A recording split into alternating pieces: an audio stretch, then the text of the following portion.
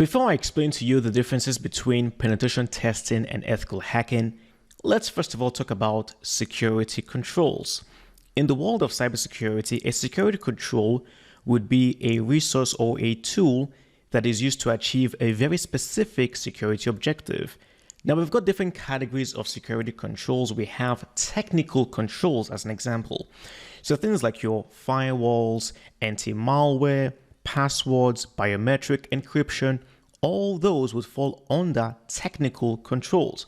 But we also have physical controls that can be used to prevent unauthorized access or even physical theft.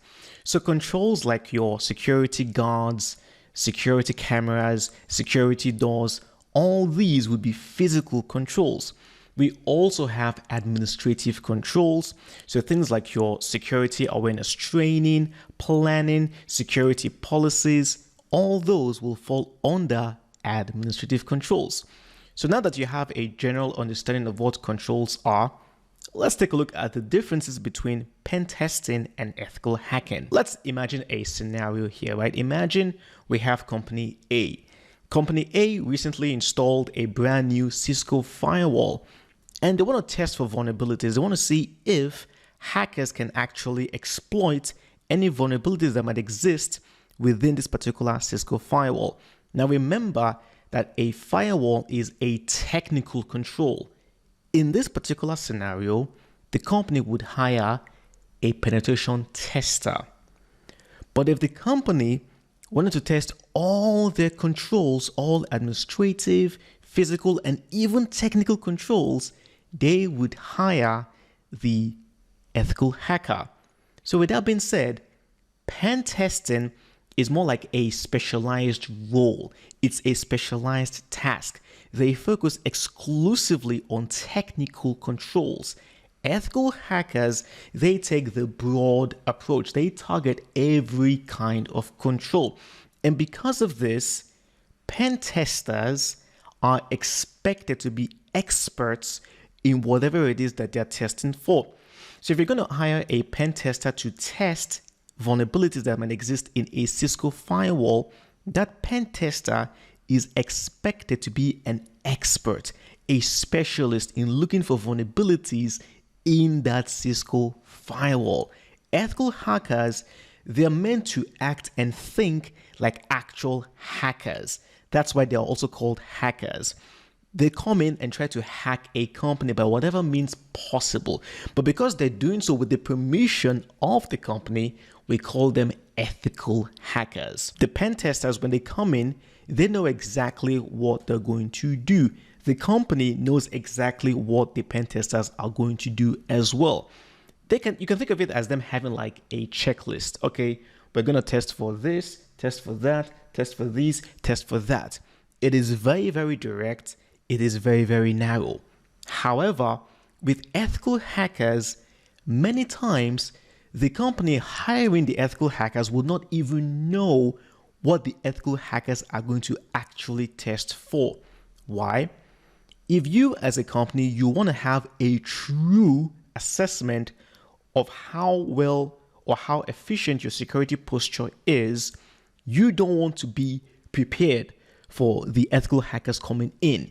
You want to be in your default state, the natural state of the security posture. Let the hackers come in, ethical hackers come in, and let them test without us actually knowing what they're going to test for. If the company knows, then the company might actually make certain preparations like, okay, let's improve on these, let's improve on that. That might actually distort how truly efficient their current security posture and policies are. Also, in many cases, when the company hires a penetration tester, the employees would even know that, oh, the pen tester is around to look for vulnerabilities. Because again, the pen testers, they have a very specific security objective. They're going exclusively after that technical control. With ethical hackers, many times, and in fact, in most cases, the employees won't even know that the ethical hackers are around. Why? Because remember I said earlier that ethical hackers are meant to think like actual hackers. This means they're going to employ all kinds of tactics that a black hat would use.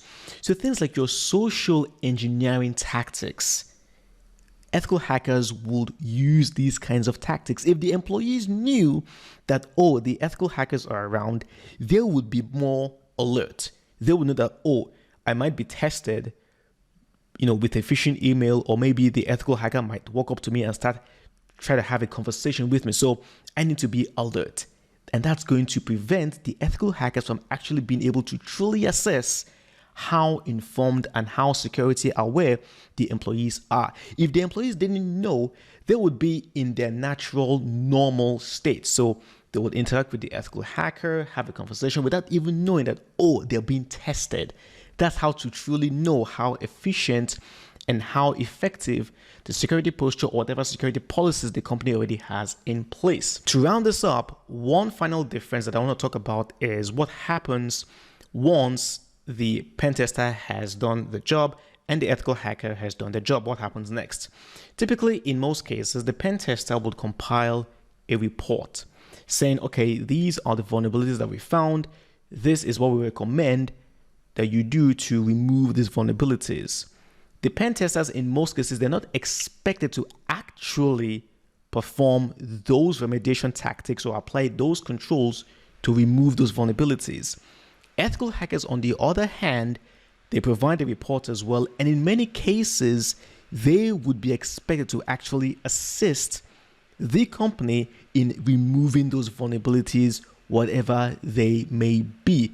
So these are kind of like the main differences between ethical hacking and pen testing. Pen testing is very, very specific. It's a specialized role, focuses exclusively on technical controls. Ethical hacking is the broader approach, tests for every kind of control.